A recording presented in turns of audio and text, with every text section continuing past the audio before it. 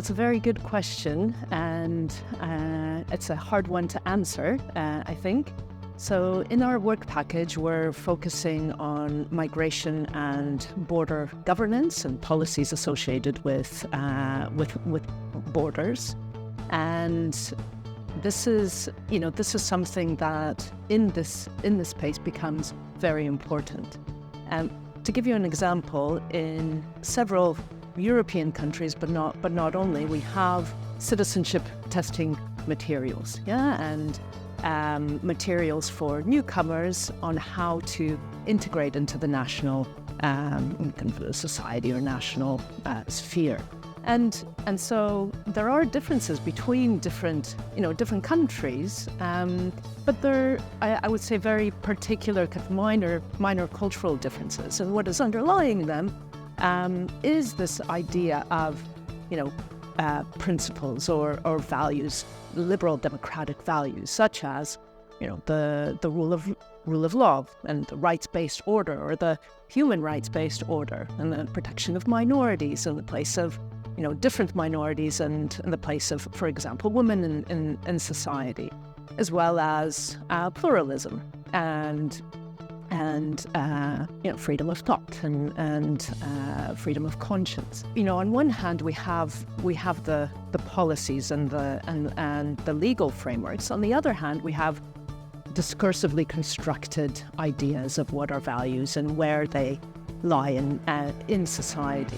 On the other hand, we have the space of migration and border policies where these values become much more complex, and especially when we have security issues at stake, these values in practice, in policies, politics, and discourses, really diverge from what we are asking newcomers to know when they enter into the space. So maybe, for lack of a better explanation, it is complex. We have those underlying values, but really depends what sphere we're working in, where those values are kind of implemented.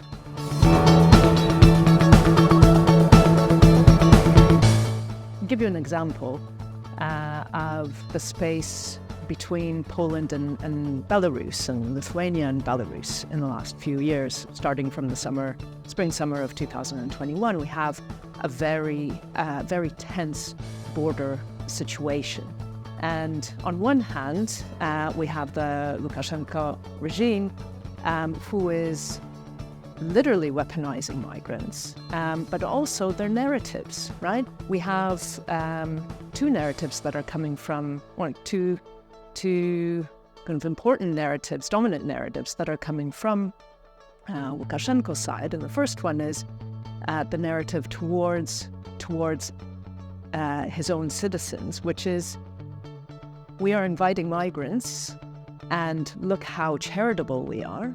And on the other hand, look at how hypocritical the European Union is in terms of their human rights-based, approaches and values. On the Polish side, we also had the weaponization of the narratives of migration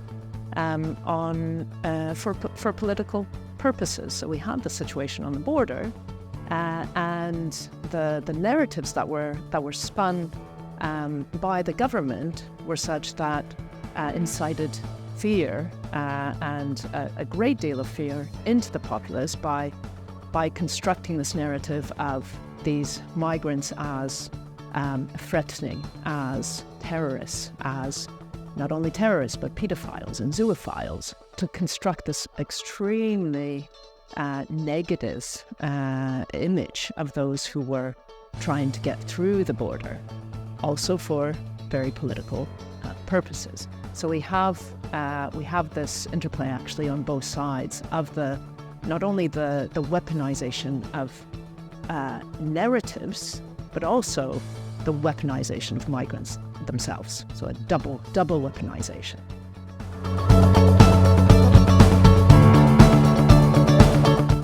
So to take the example of the Polish-Belarusian border, those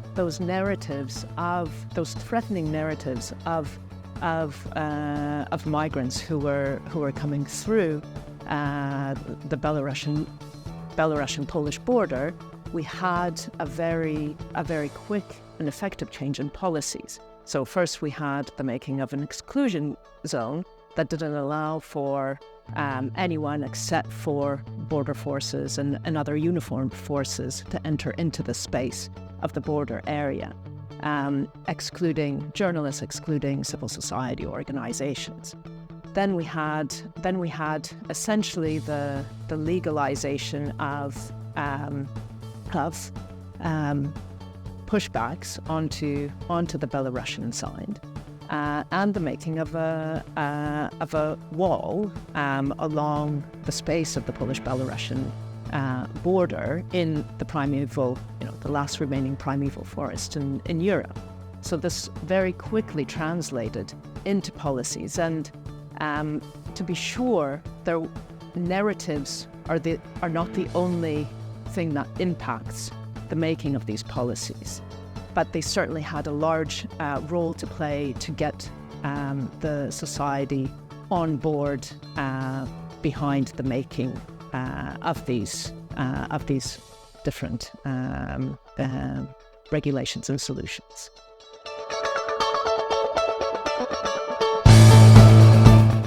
There's no one way. There are certainly many ways, and in our work we still really haven't gotten to that space.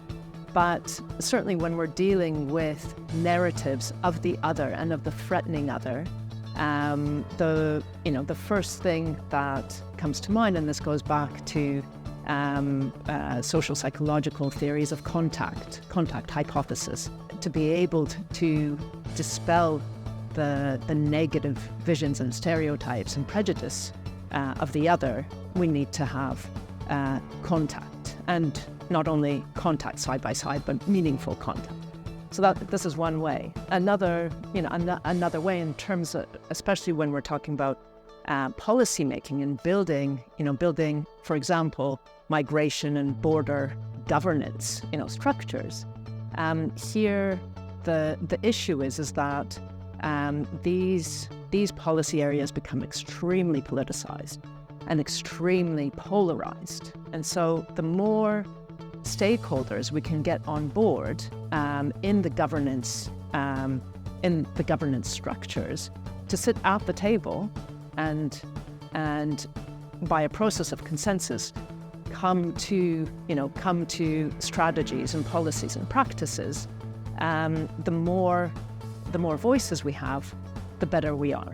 In the field of migration asylum and border policies, we need to have not only the policymakers, not only the politicians, not only a few experts, then researchers in the field, civil society organizations that work on the ground, citizens who are in those spaces that are affected, and also those who are affected by the policies themselves. So migrant organizations, for example. And the more we build that space around the table for consensus, perhaps the less polarization we will have.